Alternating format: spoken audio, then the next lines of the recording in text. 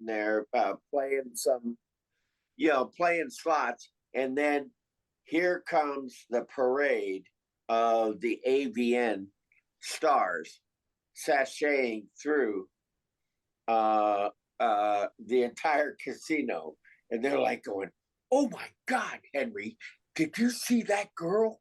And hey, her husband's going, "Yeah." The outfits were really something to see. Yeah, those were the days, my friends. We thought Those we'd were never the see days. those. And your CES pass could get you in. Yep, that's right. Absolutely, you are because correct, it was downstairs. sir. It was downstairs. That was when it was at the Venetian, but even at the Sands, the CES pass could get you in. No, Dave, don't you remember? It used to be on the show floor of the convention center, but it would be downstairs. You'd have to walk into the back and then take the escalator down. That's the Venetian. Are you saying you went down for the I went down Awards? at the AVN Awards. Yes, definitely. Only to come up again. That was it, What a way to start your broadcast. Yeah, that's it. That's what I like. We got to pull the people in. So welcome everybody to our 194th meeting of Thinking Out Loud with Friends. And, this is a great discussion about anything and a conversation about what's going on in our lives, what's going on in the world, how it affects us. It's more fun than going to therapy, and you'll get a lot more out of it. So you're welcome to join the panel in any way, any shape, anytime. Just DM anyone that's on the panel. And just remember, one last thing is that everything you hear today is an opinion. And I also wanted to bring up the point that today is Wednesday, the 7th, 2024. And with that, welcome everybody. And so who's got something they want to say? I have a question. How long have the AVN Awards been going on? Because I just remember them when they were at the Hard Rock. 82? Oh, no, they've been going on since 88, I believe.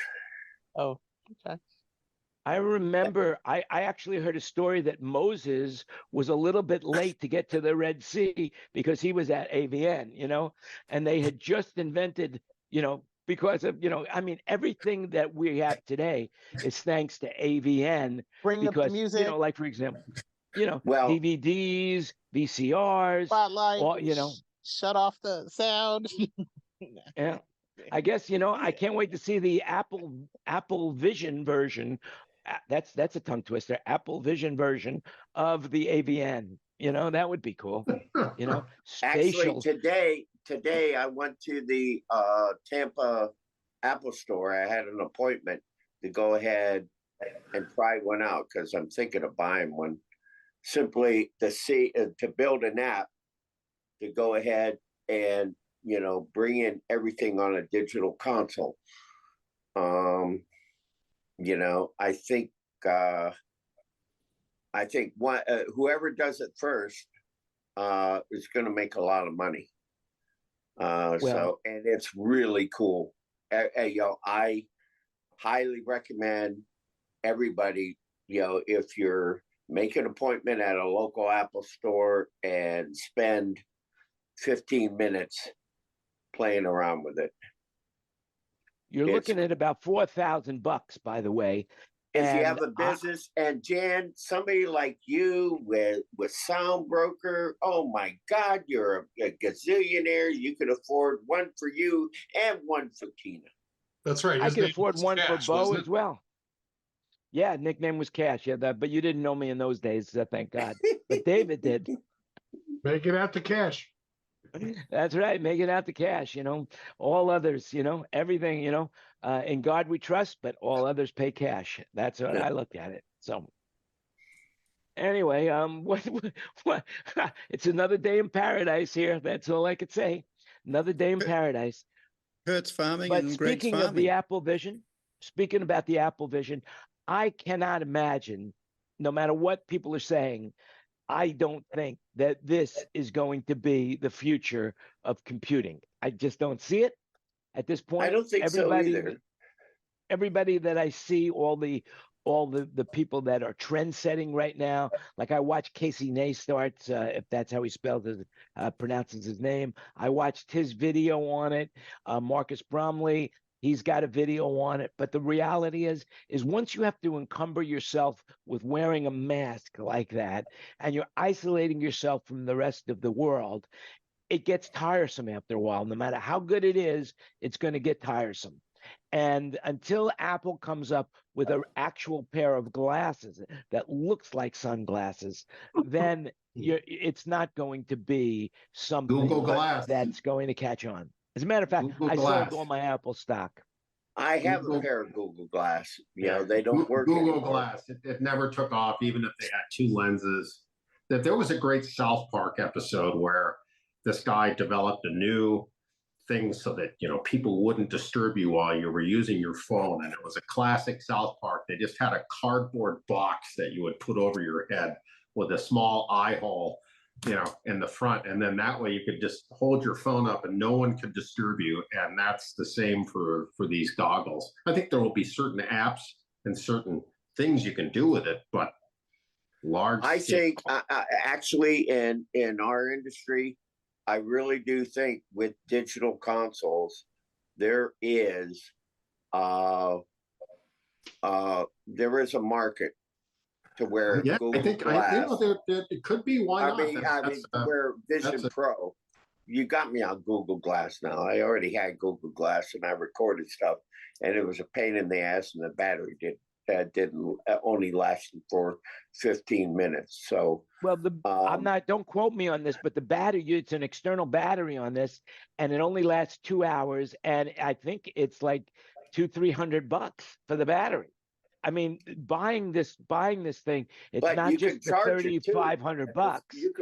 Yeah. No, you need an external battery. There's no battery in it, otherwise, because it would make the headset too heavy. You can charge the external battery like you do your iPhone wirelessly rather than the cable. Yeah, but you can't do it if you're out in public. You know, in other words, these guys are using it right now on the bus. They're using it. Did you hear about this guy that got pulled over? He was driving a Tesla and he got ticketed for wearing the goggles. Yeah, he's stupid.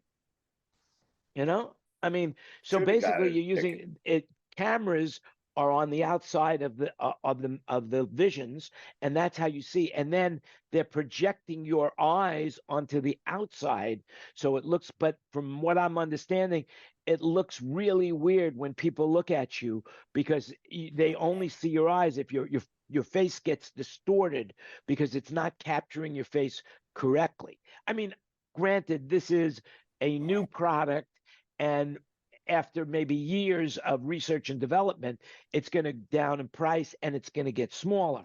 But right now, it's for the, you know, the people who are forward thinking and are the ones that want to be the first, you know, first explorers in a new realm. When the next time you go to Bangkok, make an appointment at the Apple store there and go experience it for yourself. Yeah. All right. I just did today, and I could see it with a digital desk. I can envision having, you know, I want my, you know, all the things that are available that you can do externally with the desk. You can place them spatially, forward and back. You can move forward, you can move back, like different layers. It's more impressive than you think, and only if you're thinking about being at front of house, doing, you know, with a digital console and all the information that you have to deal with. It's a really cool application. Other than that, no, I don't want to watch a movie on the damn thing, and I don't want to go ahead and try to type virtually. Give me a break. You know. Well, I thought the guy that got caught in the I thought the guy that got caught in the Tesla was they were using the Meta glass, the goggles, because supposedly you can see through those and you can set an opacity, so you actually are using your real eyes to see outside, as opposed to the Google Glass, which you can move in. Think of them as layers, Fred. Yeah. You know, layer 0 is you just got clear sunglasses on. Layer 1 brings in opaque, whatever you want to put on the left hand, and you can spatialize it on either side. Layer 2, layer 3, there's 4 layers. And so you literally go like this and click your fingers like you do on an Apple Watch. It's 4 layers. Are you bringing back in AVN, Greg, when you say 4 layers? Are you bringing back in AVN? Is that what you're talking about? 4 layers? I mean, come on, this is a family show here. I mean, no, all kidding aside, I have one question for you, seeing you're the only one probably in the room that's tried it. Can you see your eyes for real? Because I heard that it's only a video impression of your eyes. Layer 0. If you go like that, it's off. So you can see through it. So in other words, if you go level 0, it's like wearing glasses. Yeah, well, it's smoked. Okay, so it's the very front lens is tinted, so it's like wearing light tinted glasses at layer 0. And then as you move back, then there's, you know, the digital realm comes into place, and you decide what's there. You move back more, and then you can move things in and out. It's, yeah. Did you see Ted Lasso? Did you see the show Ted Lasso? No, I'm not an Apple TV guy. Did anybody here see Ted Lasso? Yeah. Okay, so you know what Kylie's office was when she wanted to shut the door? She had plain glass, and all of a sudden it got frosted, so you couldn't see out or couldn't see in. You know what I'm talking about? Yeah, it's like the bathrooms. Some of the bathrooms in Vegas, you can do that. When you go to those high-end restaurants, you push the button and your stall door goes. Or So the is that airplane. the same? I think there's airplanes now that actually the windows do that too. Yep. Yeah. So is that the same technology that Apple is using in that? So no. No, that's an LCD. It's basically an LCD deal. Is no digital enhancement. It's like you're looking through tinted glass. Okay. Layer 1. Very, very good. That's where the LCD screens come into play. That's where you can take an element and spatialize it. Okay, I want this spreadsheet, let's say, over here, or I want my set list over here. I want my, I want my RTA over here.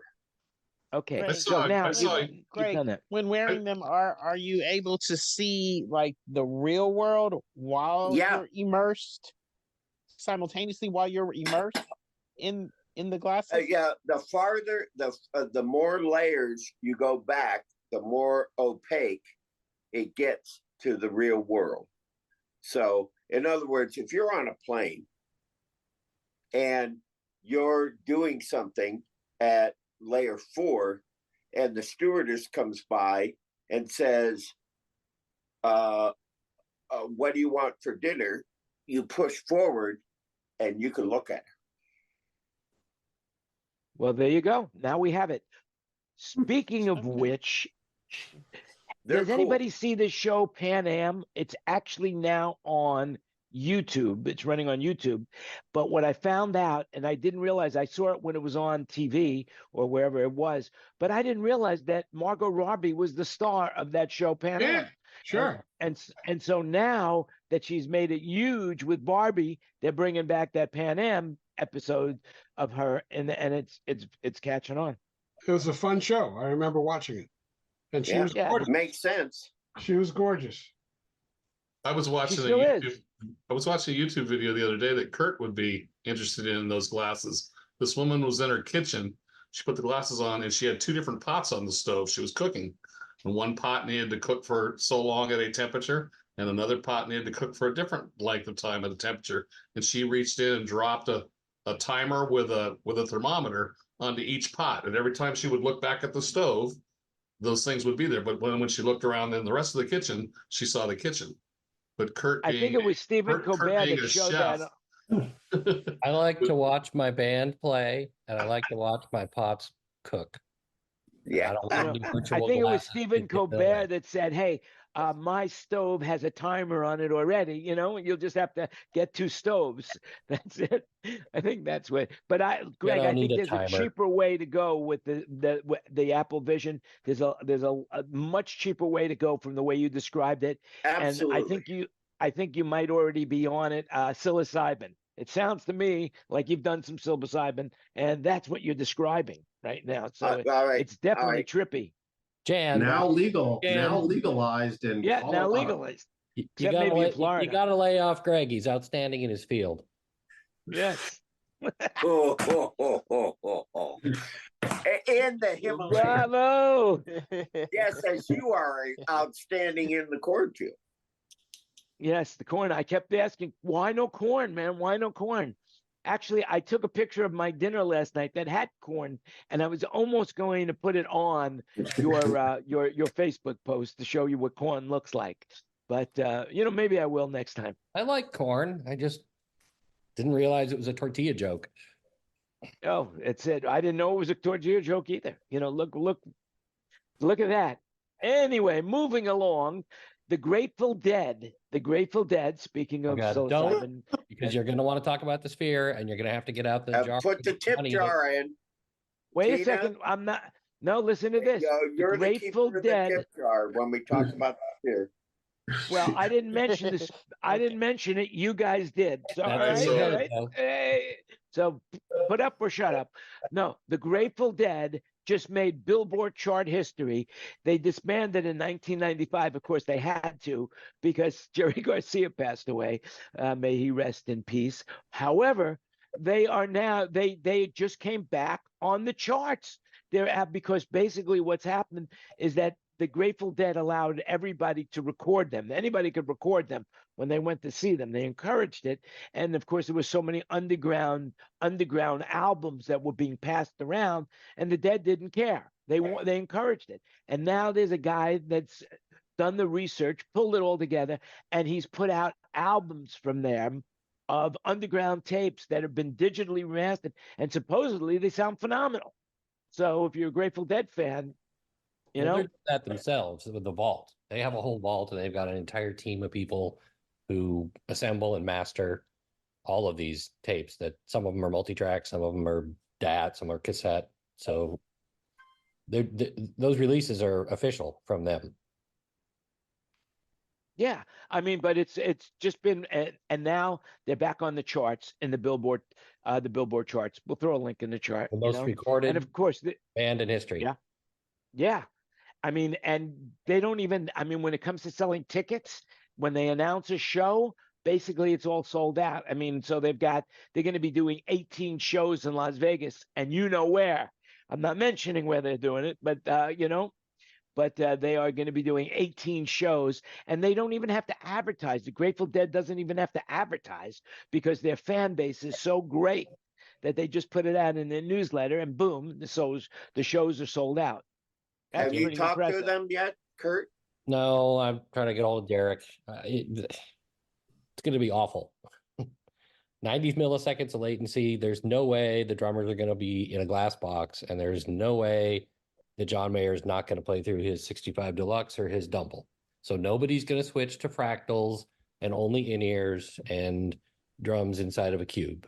None of that's going to happen. And so how they're going to deal with 90 milliseconds of latency in that room with all of that live music going on, live in the room audio, and how's Derek going to mix on a Gamble and interface that with the house system? It's got very limited number of outputs by today's standards. So all the object-based stuff isn't going to happen. Yeah, I think we'll find out a lot when Fish is there. If anybody technologically could pull it off, it'd be the Dead and ultrasound. Right. But I'm not holding my breath. I don't know. They still maybe they do. Is ultrasound still in Meyer House? Oh yeah. Yep, they've got tons of Panther and other stuff, but they've got Panther. Do they have 2100s, Kurt? Oh yeah. Lots of 2100s. Well, I don't know about that. I know they got a ton of 1100s. I would imagine that they're have 2100s by now. They'll probably be on the next tour. Right. I can't imagine why they wouldn't have them or wouldn't have been a beta test site. Yeah, can't imagine. Anyway, can't wait to hear. Can't you know? I'm going to make a trip up the Bend. I think this summer. Yeah, I'm starting to get the dates. So there's a lot of them. I'm not sure exactly how many I do, but probably a good 2/3. The rest will be tour, like Dave Matthews and stuff. It's obviously not me, but right. We're going to be down there from March through into October. Okay. So we'll start. Wow, that's a big season. Summer. We'll start in ski jackets. We'll go to shorts and t-shirts, and we'll end in ski jackets. There you go. That's a great season. Congratulations. Congratulations are in order. So hey, congratulations. Yeah, you know. What are you doing for Lunar New Year there in Thailand, Jan? I'm going to be hiding under my bed. I'm afraid of fireworks. No, it's I don't know. Lunar New Year is more for the Chinese, and believe it or not, there's not a lot of Chinese here in Thailand right now. There's more Russians here, and they don't celebrate the Lunar New Year. As also the Myanmarese, they don't celebrate it, and the Thais, you know, the big holiday here is what is it called? Songkran. Songkran is the big holiday, and that comes up in April, and that's where everybody gets wet. Yeah, but the Bhutanese, that's huge. It's called Losar, and you know, it's and this year is huge for them because it is the year of the thunder dragon. Now it all comes clear to me what I saw on YouTube, or was it Facebook? I get these confused. Social media, that would be better. It would encompass it all. Yeah. I'm going to have to get my meditation bowl out. You know? Anyway, it's really cool. I got some amazing news. Speaking of lunar, NASA believes that they have discovered the possibility of life and a planet that we as humans can live on.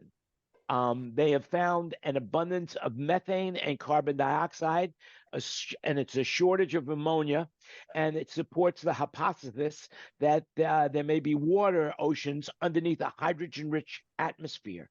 And so, I mean, they are now projecting that there is life on this planet. The only challenge it's only 120 light years away from here.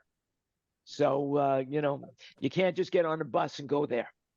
Nor can you get on a rocket ship and go there. Your great-grandchildren will enjoy it, Jan. Not even my great-great-grandchildren. Would be my great-great-great-great-great and not so great grandchildren. Because I don't think all my grandchildren would be great. Some of them would be just average, you know, but, you know, you never know. Never know. Has anyone ever traveled the speed of light? No one has traveled the speed of light, unless, Captain of course. Kirk. Well, actually, I think the Merry Pranksters. What was the guy's name who led the Merry Pranksters? I got mental block on his name. Yeah, he might have. He might have gone the speed of light. I know he did some light. But you know, but basically, you know, you listen to Neil deGrasse Tyson, and he talks about how far away 1 light year is compared to how many light years 120 light years are away. You know, which is crazy. Yeah, you know? Einstein postulated that mass becomes infinitely large as it approaches the speed of light. So that's a real problem. Yeah, and Einstein had this theory of dark holes, but they've just proven it. I mean, 120 years after the guy died, they've just proven his theories are accurate with actual fact, rather than you know, just. What's going to be amazing is when they get the CERN back online, and if they can prove the Higgs boson. They got some readings they tried to discover the Higgs boson, and then the weight, I think, was wrong or was not what they were calculating, and it was significantly off. So they went back and recalibrated and redid the collider, and I think it's getting ready to come back online. So we'll finally figure out, Yeah, it's been a 2-year upgrade, hasn't it? something like that. Yeah. And but the boson changes the entire perception of what space is. So. Hey Ken, speaking of being out in space, are you in Vegas? Where are you at? It looks like a hotel room, but maybe. Yeah, I'm in a hotel room in West LA because I'm doing a gig in Beverly Hills yesterday and tomorrow. Did you bring may I ask you guys what's going on in LA as far as the weather goes? We've got David here. We've got Chris. Beautiful today. Today was it raining? I mean, I hear that there's mudslides like crazy. The sun is out, but the mud is still sliding. Yeah, I saw a report that Topanga Canyon yesterday morning at around 5 a.m. had 10 inches of rainfall, and that didn't include a very full day of rain yesterday. So yeah, one of the newscasts I saw on YouTube said it got 12.5 inches of rain. Yeah, Beverly Hills of all places. That's crazy. I know Ken, that's where I'm working. Advantage in getting a lot of exercise in, boating and I've been surfing like crazy on the right down the main drag. Hey, I got a question for you. Did the bunch of rain end up out at the Salton Sea? Is that starting to rehydrate again, or what's going on out there? I don't know that. I know that they saw water collecting for the first time in Death Valley in like a long time. Well, the Salton Sea was created by a rupture of the waterways of the Colorado aqueduct, and it filled up and all the time, and then it was a puddle, and it started there, and all the from the area farm runoff between salt and all the fertilizer killed everything in it. But then it had been going down. But now with all this rain again, did it re-rupture the aqueduct or anything? How are they? No, not only is it not really filling up that much, but that's now becoming the biggest lithium mine in the country. That's what I was just going to say. Yep. Yeah. Well, it also had issues that it was causing health hazards because of the pesticides and the salt and all the stuff there that were dried up. It was blowing and causing people that I'm sure it's like that too. But what's interesting is that when the Salton Sea first happened, which wasn't really that long ago, it turned into a major resort. They had hotels and boats, and it was like people go to Palm Springs. They used to go to the Salton Sea. Now, where actually is the Salton Sea?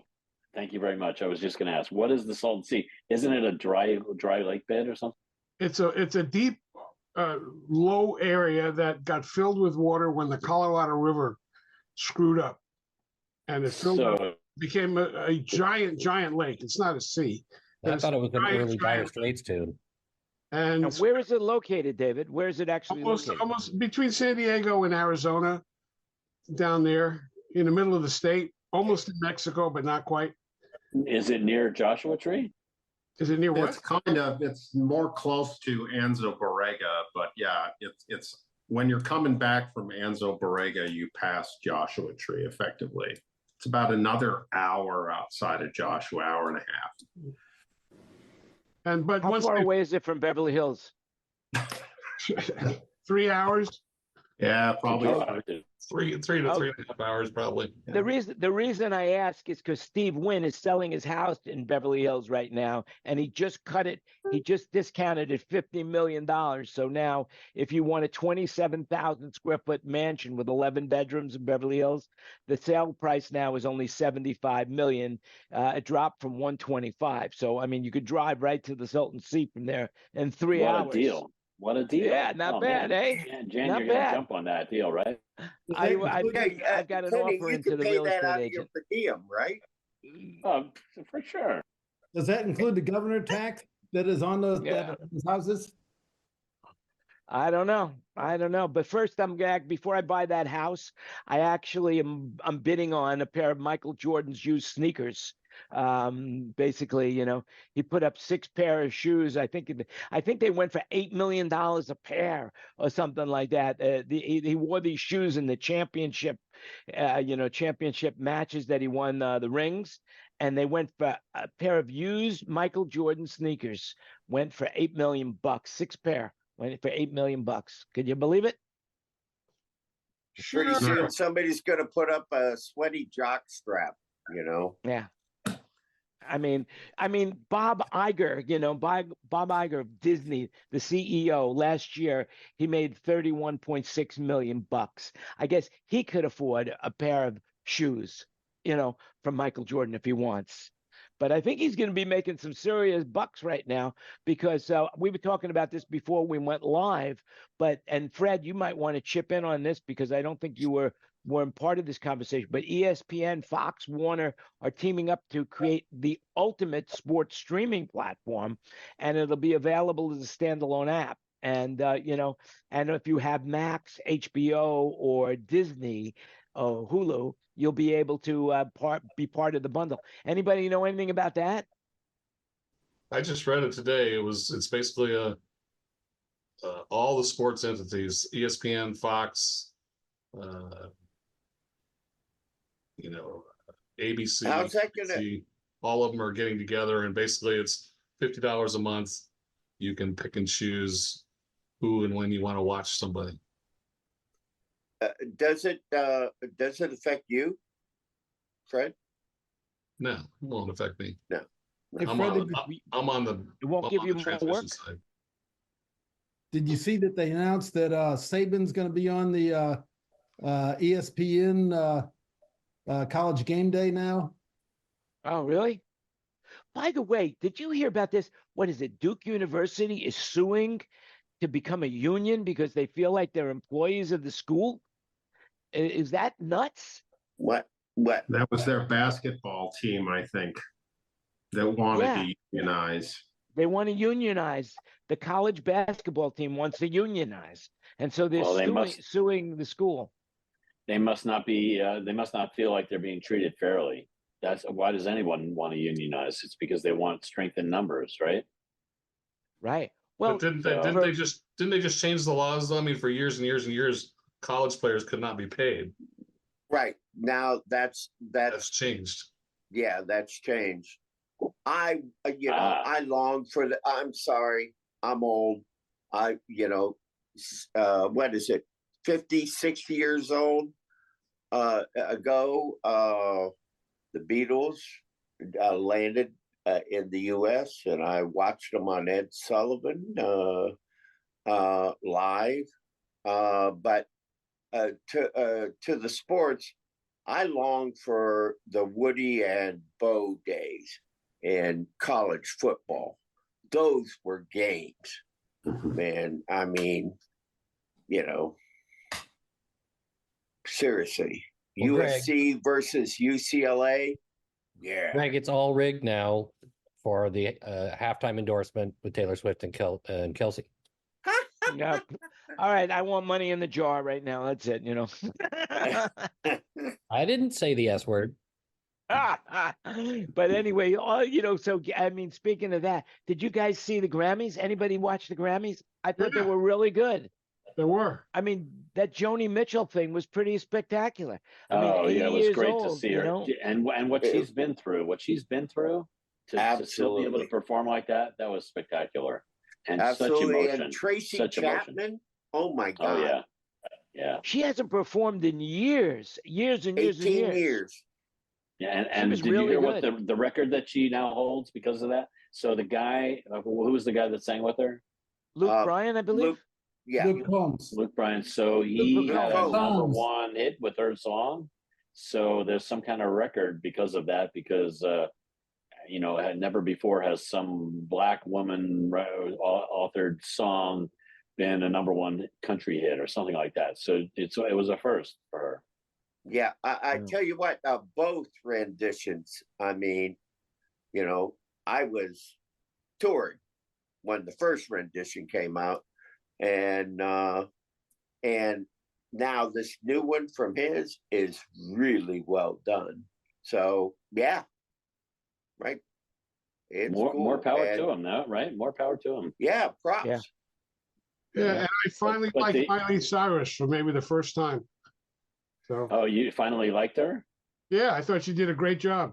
Oh, she's quite good. She looked hot as hell, man. She looked really, really good, man. Yeah, she's lost a lot of weight.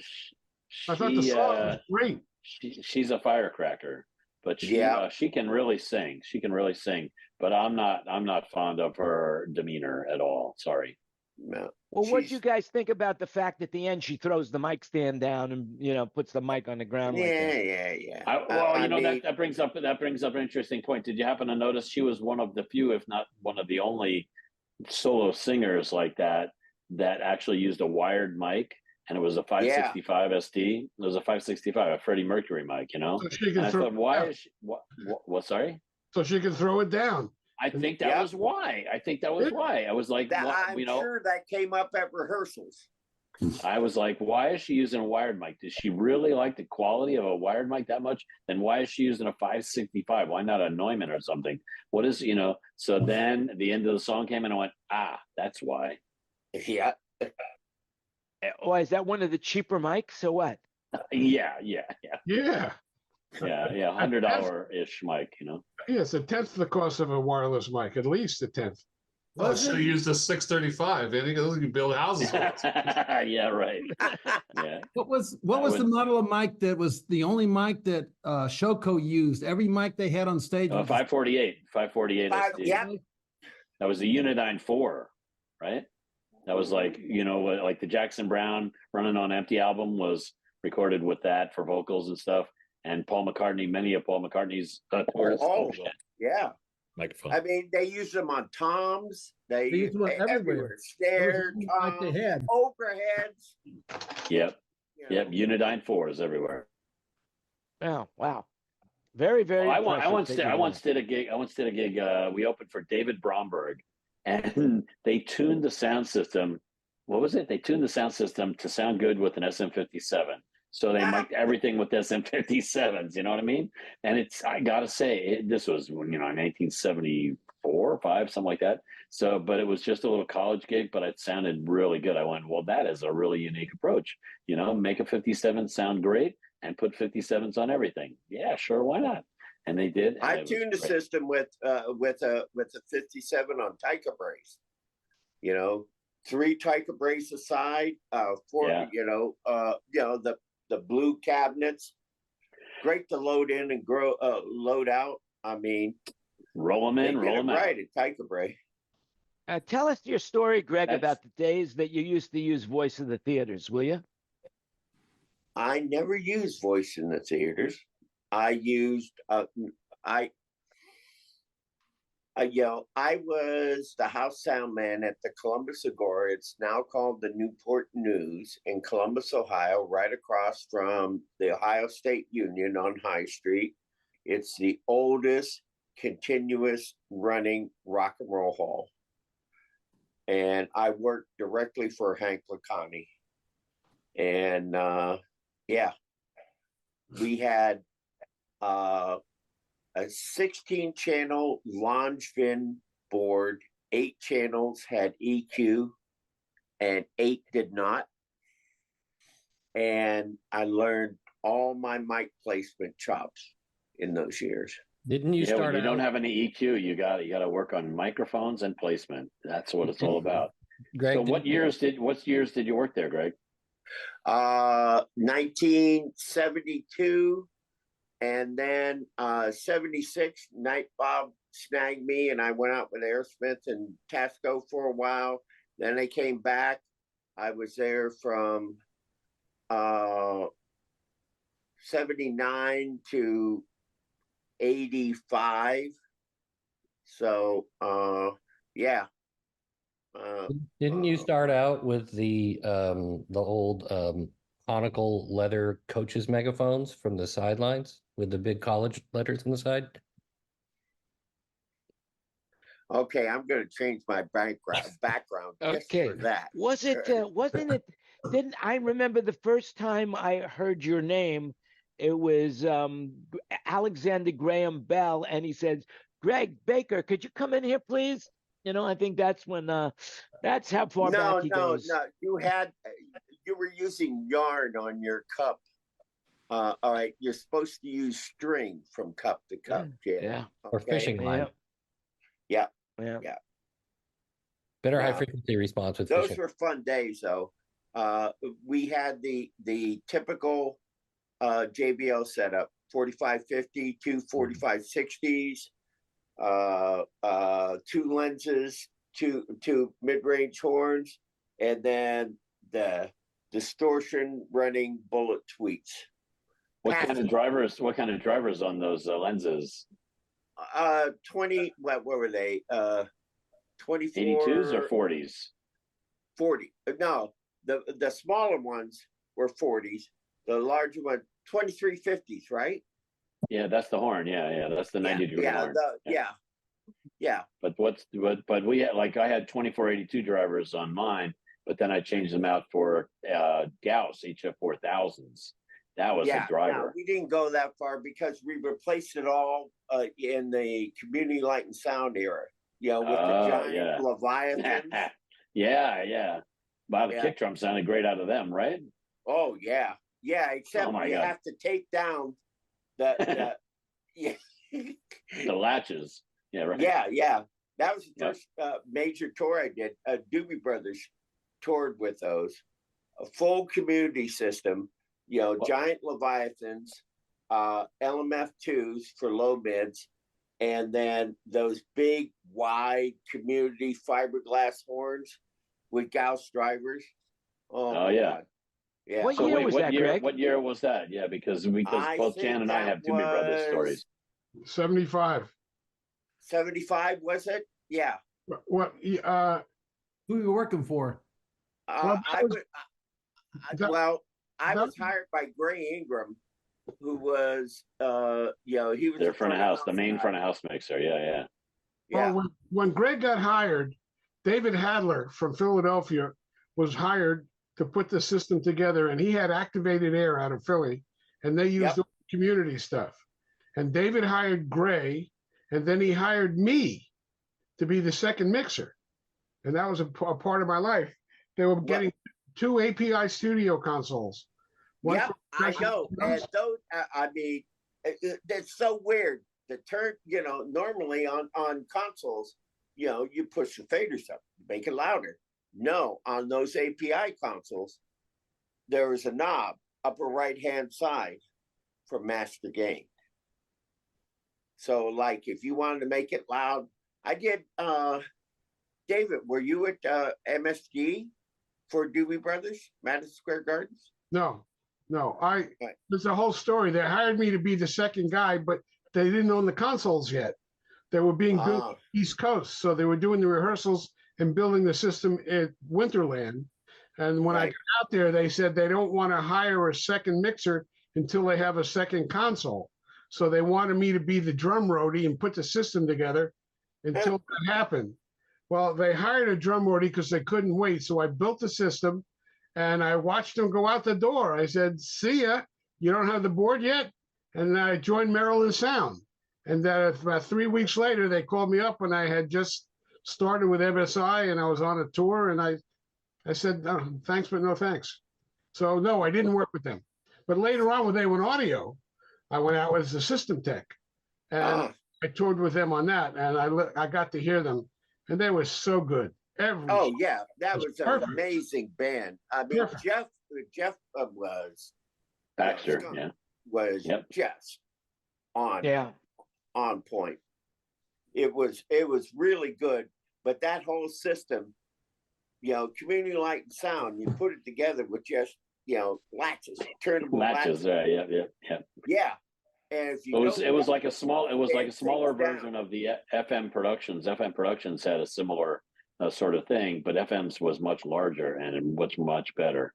But my Doobie Brothers story was that when I was working for Jersey Joe, and Jersey Joe knew somebody that was on the Doobie Brothers sound team at that time, and they owned all their own equipment. It was way before Gray Ingram, and one of his friends called him and said, "Hey, our console just blew up." They had Stevenson interface consoles for both monitors and front of house, and they had and it was, it's because they needed a 30-channel console, so they had custom-made consoles, 30 channels in front of house and 30 channels in monitors. And my boss had a 30-channel console, but it wasn't a typical console at all. It was a bunch of Altec mixers with some of them had EQ inserted in them, and some did not have EQ, but it total 30 channels. Right? Yeah, round, like that. Round knobs. Well, Altec mixers, round knobs. It was all rotary, all rotary. Right. So anyway, Kenny, do you know what happened to Gray? I think didn't he go up and work for Solid State Logic for a while, didn't he? Yeah, right. He became a major tech for those guys. Okay. What, tech? I thought he was sales. No, I thought he was a tech. He was in the. He was like, we'll go on the road and fix consoles. Oh, I didn't know that. Anyway, So but let's see. my story was that so we had this funky old Altec console, Altec mixers console, and then they also brought in some console from some other company to cover themselves because they knew that their Stevenson consoles were dying. And so we got to and the place where we met them was in Harrisburg, Pennsylvania. And I think the next gig was like in Maryland somewhere. So we set up the sound system. And by the way, at this time, it was all stuff that Doobie Brothers owned. I think it was Serwin Vega, maybe something like that. It was all stuff that the Doobie Brothers went out and bought. It wasn't a sound company. It was the Doobie Brothers sound system, So we set it all. A lot of bands did that in that. Right, and that's what it was. He had the console from Santana, so he had some kind of console that he got from Santana, right? And he turned it on and did sound check and stuff, and it just wasn't putting out the kind of output that he needed to drive his PA. So it was like, oh shit, it's just he's trying to drive the PA, and it's just all getting distorted and stuff. So the opening band goes on. And it was the Ozark Mountain Daredevils. Remember them? And the Ozark Mountain Daredevils. I remember.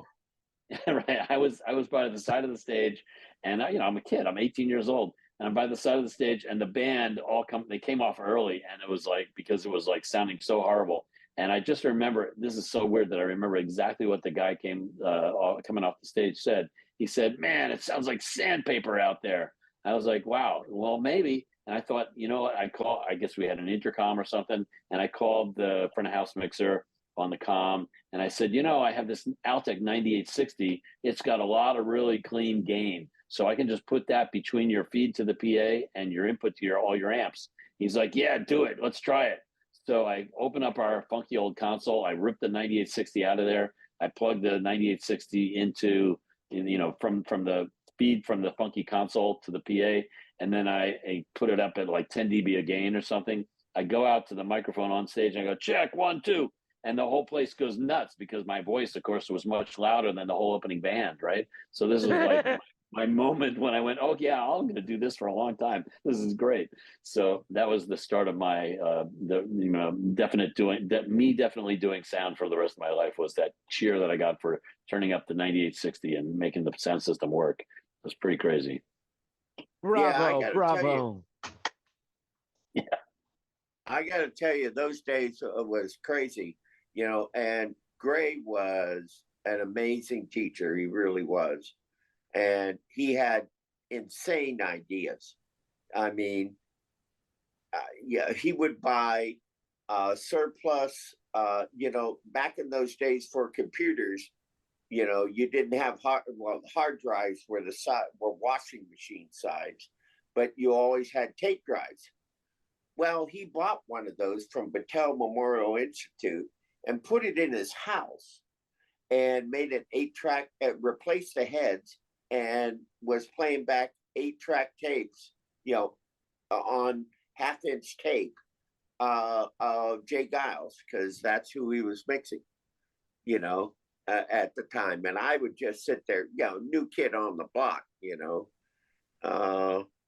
and just go, holy shit. Gray, if you see this broadcast, give me a shout. Yeah, well, the next time I ran into, I ran into Gray somewhere early in the Doobie Brothers career, in my time with the Doobie Brothers and stuff, maybe a couple of years later after my thing with their home built PA or whatever it was. And then when Gray was mixing for him, I was like, "Hey man, can I be the second mixer? Can I be the second mixer?" He's like, "Get out of here, kid! You bother me." You know, he was very nice. He was very nice, and he just brushed me off most of the time. But here was the funny thing. Then I got a gig working for some band in New Jersey that opened for the Doobie Brothers one day, and we opened for the Doobie Brothers, and there I was running Gray's console because I was on the console for the opening band. And so I was like, wow, this is really great. And of course, it was A1 Audio's PA, the VIPs, and it sounded so much better than any PA I had ever used. I was like, oh, tell you what, if I ever get a chance to, I got to use this PA for some band that I'm working for. And that was the beginning of my association with A1 Audio, because I was like, I have to use this PA. And a few months later, another band I was working for needed to do a showcase for their record company because their first record was coming out and their showcase was going to be happening right in Hollywood. So I said, well, we'll get sound system from A1 Audio. And that started my time with A1 Audio, because I impressed Al Siniscal, and he was, happy to hire me to do other stuff. It was pretty crazy. So yeah, Doobie Brothers hold a dear place in my heart. Yep. Doobies have a good place in my heart too, and especially Gray. And it was with that all community system. And it was, I was there because, I was babysitting the Columbus Agora PA. And so he said, come on out. I'm doing the Doobie Brothers. Well, Frank Zappa was opening for the Doobie Brothers. Frank Zappa was supposed to play the Felt Forum. Okay. But he sold so many tickets, and Doobies couldn't sell out Madison Square Gardens at that time. So they had him open up. And Gray just looked at me and said, you want to do it? I know you can do it. I went, sure. My one and only time with Zappa. And I tell you what, it keeps you on your toes, Kenny. It really does. Well, I got a story for you too, but before I tell my story with the Doobie Brothers, I want to ask, how many people in this room have had an experience, whether it be small or little, or big or wide, with the Doobies? Dave, did you? Ken Porter? I listened to China Grove when I was young. Right. Mine goes back to Donald era. Well, Listen to the Music was like one of my favorite songs. I love that song, right? So basically in 1973, way before you guys were involved with the Doobies, I was living in Santa Barbara, California, and there was a guy named Jeff Cook. If you guys know Jeff Cook, he had a company called Soundstorm Systems. They did a show with this band called Noah's Natural Rhythm in the park. And I went there, and I ended up meeting Jeff Cook, and him and I immediately bonded to one another. And he says, and we started talking, and he says, do you have a car? And I said, yeah, I have a Volkswagen Squareback. He said, perfect. Tomorrow we're doing the Doobie Brothers at the Ventura Theater, and we don't have enough room in our truck. Could we put some stuff in your car and we'll take you to the show? And I said, sure, I love it. So I pick up, meet them down there. They load my car up. We ride up there. Jeff and I are talking the truck. We get there, and Jeff sets up the whole PA system. And he comes up to me and he says, hey, my engineer didn't show up. You want to mix the show? And I didn't know anything about sound mixing, but I was the head of my AV squad in public school. I was always a geek. And then, throughout my whole life, because it got me out of classes in the morning, I stayed with the AV squad throughout the things. And I was the guy that would plug in the tape recorder to play the Pledge of Allegiance and that kind of stuff all throughout high school. Anyway, so I said, sure, I could do it. And of course, we were high as kites in those days. And so what did I know? And so I mixed the Doobie Brothers at the Ventura Theater in 1973. Now, here's the other side of the story. Nobody showed up. Nobody. There must have been 14 people in the arena. 14 people, and they had this huge hit Listen to the music out there. And so now they clear the stage and they're sitting on a couch on the stage, and Patrick Simmons and Tom Johnson are saying, what the fuck are we doing this for? I can't believe it. Nobody's here. We're going to break up. I don't want to be in this band anymore. I've had enough of this shit.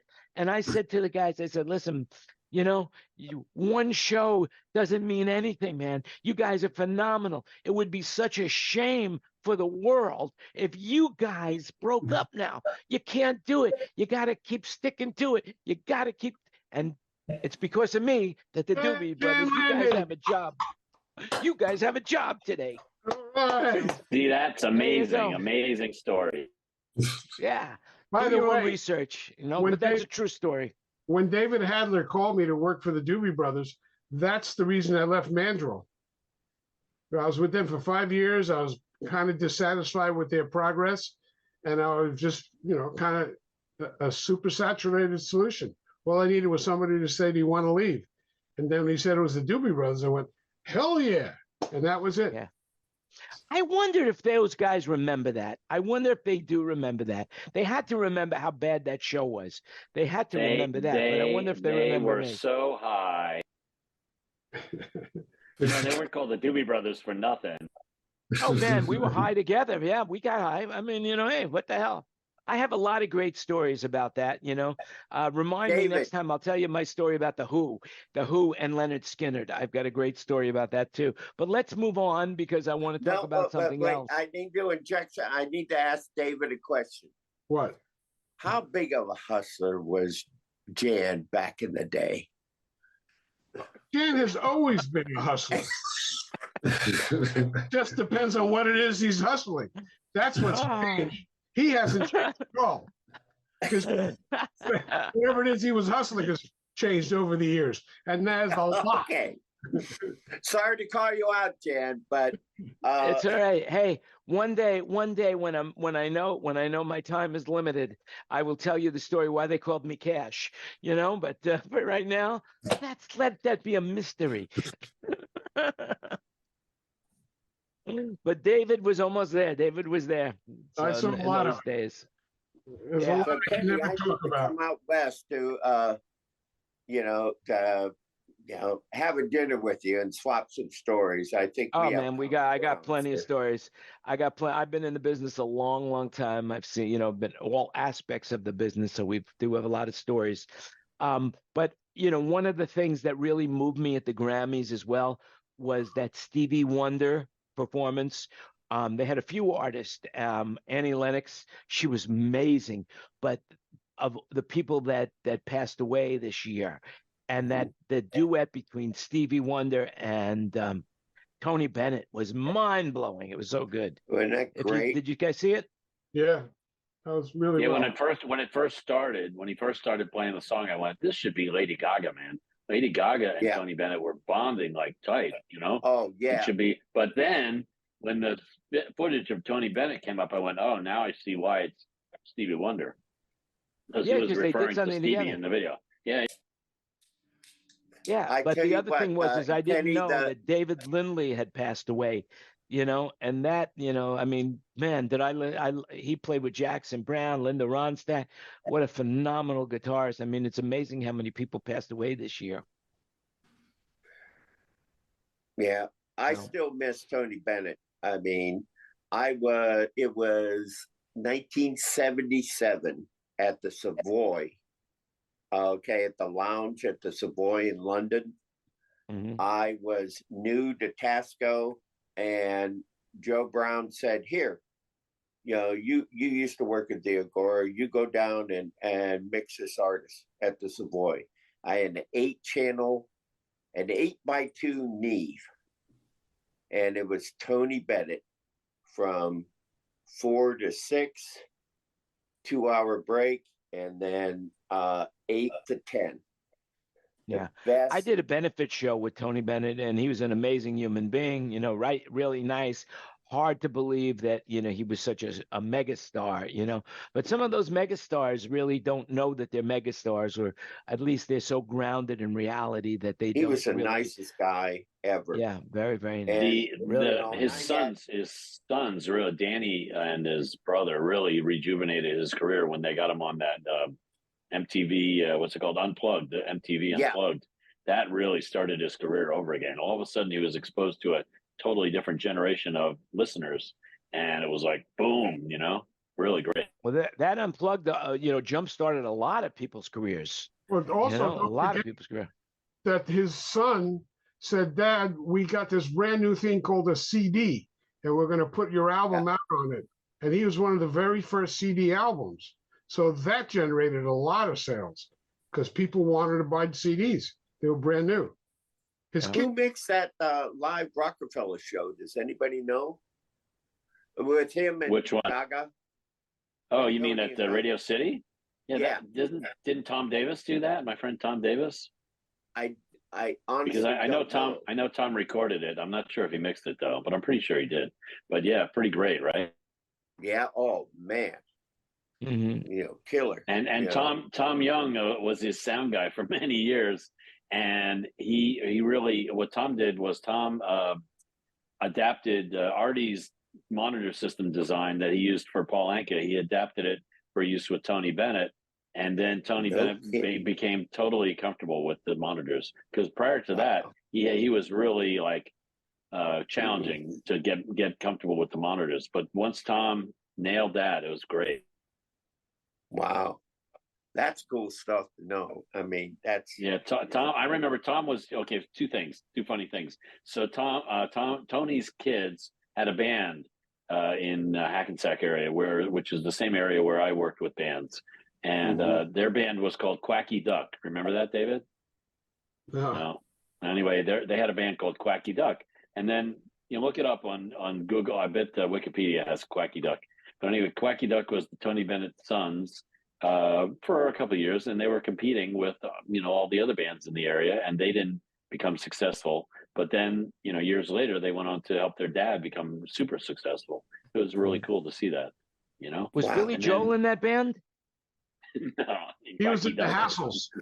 He was in a band. What was your feeling about Billy Joel's performance at the Grammys, Jan? It was a great performance, but a mediocre song, I think. That's what I second that motion. Yeah, at least he closed it down with a better song. Yeah. And by the way, it's an amazing story about how that guy got him to get back in the recording studio and get happy or get encouraged about doing music again, because he was just doing music because it's what he did, but it wasn't like he loved it anymore. And then it was a job. A new song, it was a job. And by the way, he retired like years ago and gave all his people a beautiful pension, and like a end of gig kind of payment, and then came out of retirement and said, yeah, we're going to do it again. Like Brian Ruggles has been with him. That's his sound guy. He's been with him since he was playing clubs wherever he started. I forget, Long Island or whatever. But Brian Ruggles is the guy, man. He's got it down. Yeah, I got a story of Billy Joel too. He's coming out. I got a couple of Billy Joel stories stadiums. Too. Yeah. Let's save the Billy Joel stories for next week. Chris Isaac is opening for him at a stadium in Wales, in Cardiff, Wales, in August. Well, we'll talk about that next week for sure, because we've been on for over an hour, and I think it's time to say goodbye to those people. By the way, we now have over 500 viewers. People there, I mean, could you believe it? 500 people are watching us. That's unbelievable. Not live. Live? Give me a right call. now. Well, throughout the week, people are watching us. We're on LinkedIn, we're on YouTube, we're on Facebook, we're on Twitter, we're on janlandy.com. Because they want to hear the wise words from guys like Greg, Well, we have a great conversation. Guys like you, sir. This is a great conversation. I love what you have to say, Greg. It's great. Joe Rogan, it's just a great conversation. 250 million for Joe Rogan's podcast. Jan, you got to start thinking about the money. Yeah, you know what? What's money? You know, I have this. I had this article about millionaires as well, which I wanted to talk about. But basically, they say that being a millionaire is not the same as it used to be. Because everybody see millionaires as wealthy, except for millionaires themselves. And we're going to talk about that next week too, because we couldn't get to it. Dan, if you're a millionaire, you got to buy Tina a skybox for the Raiders. Yeah, thanks. And I'll tell you what, on the bottom of soundbroker.com, there's a little box that says buy us a cup of coffee. And I think if you look hard enough, it says, please donate to the Jan Landy 2025 retirement fund. I don't know if it's still there or not, but we had that. Just just something that, Greg, I just don't, if you're doing nothing and you're looking at your bank account and you see all that excess of money, part of that money does go to Tina's salary, So we do. So keep I think you employed. need to talk to Taylor Swift. Talk to Taylor Swift about that. Yeah, see if she can unbelievable. You got to say congratulations to Taylor Swift. No matter what you say about it, no matter what you think about it, 4 albums of the year, that's spectacular. That's more than the Beatles. It's more than Elvis. It's more than anybody. I've said it before. I'll say it again. She's a phenomenon.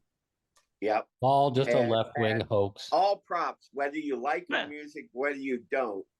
She is great for the industry and great for the world. Yeah. I mean, there are countries that are begging her to come to their country. They're begging her to come. I mean, could you imagine that? I mean, it's like, and I am sure, and I was really hoping that she would keep her mouth shut and not say anything. And sure enough, she did. And you know what? I watched her at the Grammys, and they didn't it wasn't like they were focusing the camera in on Taylor Swift, but she happened to be in the front with and she was so magnanimous to all of the people, and she was dancing and enjoying herself. It was like phenomenal, I mean, she seems so down to earth. She's either really great or she's a really great actress. Yeah, well, Ken Porter, are you there? Ken Porter. Now, Ken. Yeah, I'm here. Ken Porter. Do you have any experience with her at all personally in any way, shape, or form being in Nashville? I did a show in Louisiana some years ago and met her mom and dad. She pretty much is there to having fun and friends and there. She's in for the experiences. And it equates into all the fan base. So that's why you have such a good, came out of country as a fan club, and it just rolled into something larger than that. Yeah, it's really cool. Pretty amazing. And one other thing, Ken, seeing you're chit-chatting around right now, do you remember that show Tool Time with what's his name? What was the comedian's name in Tool? Tim Allen. And the neighbor where you only saw the top of his head? Ken Porter is doing that impersonation perfectly. Perfect impersonation of the guy from Tool Time. Wilson. Anyway, Wilson, that's it. Wilson, like Tom Hanks's friend in Castaway. I have a quick question. I noticed tonight that all the buses were lined in the parking lot getting ready to leave, and everybody's going out. So I realized that we're at the start of festival season or fair and festivals in Florida, Louisiana, and Texas. Anybody working any of those things? Because I know I had someone down at San Antonio was the rodeo this week. I'm doing, I'm going to work for our local here the week that Chesney's here to go ahead and bother the crap out of Robert. Oh yeah, you gotta report back to us. Well, that's what they're doing, a rehearsal down there, right? They're rehearsing and then playing a show. No, they're doing. Last I heard, they're doing all of April and part of May at in Nashville at Claire, Nashville, rehearsing. I don't know. You know, Robert. You can ask him. Well, they start into tour prep usually about the end of February at sound check, and they do programming and stuff for like 6 weeks, and then they roll into a larger venue, and then they end up going to the arena, rehearsal hall, stuff like that, new lighting and everything, and then they drop in to usually go in about 3 or 4 days early into first stadium. Well, they have Raymond James Stadium booked for the week. It's going to be my birthday when they play, so I'm going to be turning 70. So I just told Robert, you owe me one, and I'm going to be working anyways. So fine, put me up in the crow's nest, you know. So isn't it time? Also, I think this is the week. When does the Strawberry Festival start down in Plant City? Isn't that and all that's going on this week? No, that's end of February, March. But hardly anybody. I mean, REO's playing, and what's left of Earth, Wind, and Fire are playing, and then, you know, the third cousin, the third step cousin of the drum brody of Leonard Skinner is going to be playing. Do we have our the Judd grandmother band, the Judds, you know, from somebody from the Judds will be there, you know, sorry, you know. Well, I don't see it in the Louisiana boy, but this is what coming up on Mardi Gras. We got Edenium this weekend and all that stuff going on. So I didn't know if he was out working or heard anything from him. Yeah. No. I mean, Marty, when's Fat Tuesday? How many weeks? It's next Tuesday, the 13th. Really? This year. Yeah. So, by the way, I just heard from Steve Sluter. He says hello, everybody. He couldn't make it today. So he'll be. I think I'm going to try to get him back in the room next week. Hey, Ken. One last thing about. Do you have any stories that you want to share about Toby Keith? Anything you want to say about him? I didn't do much with Toby Keith. That was a battle between Sound Image and Claire Brothers back and forth, trying to get that account all the time. They battled each other. I didn't have many people in that camp. Well, we all wish you would have won. Solo Cup. I mean, we all can relate. Yeah, we all wish you would have won the Parnelli, but you know the fix was in for Dave Chadone because he's no longer, no longer has his company. Now it's a Claire part of the board. Jimmy Buffett died this year too. Yeah, that's probably why. So they die as they win it all. So meanwhile, Ken, on Friday I'm coming to Bartlett, Tennessee, but unfortunately it's too far. It's too far from Nashville. Yeah, with Hotel California, right? You're coming with Hotel California. Yeah. We got another little tour coming up. That little casino down there. It's a performing arts center, I think. Oh, okay. I don't have the name in front of me, but yeah. So, and then we go to Arkansas, Texas, and Kansas. This band just moves around a lot. Are you on George's bus for that?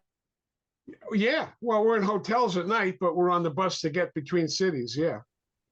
About that. And what kind of schedule? Like, is it back-to-back one-nighters? No, it's 10 days and 4 shows.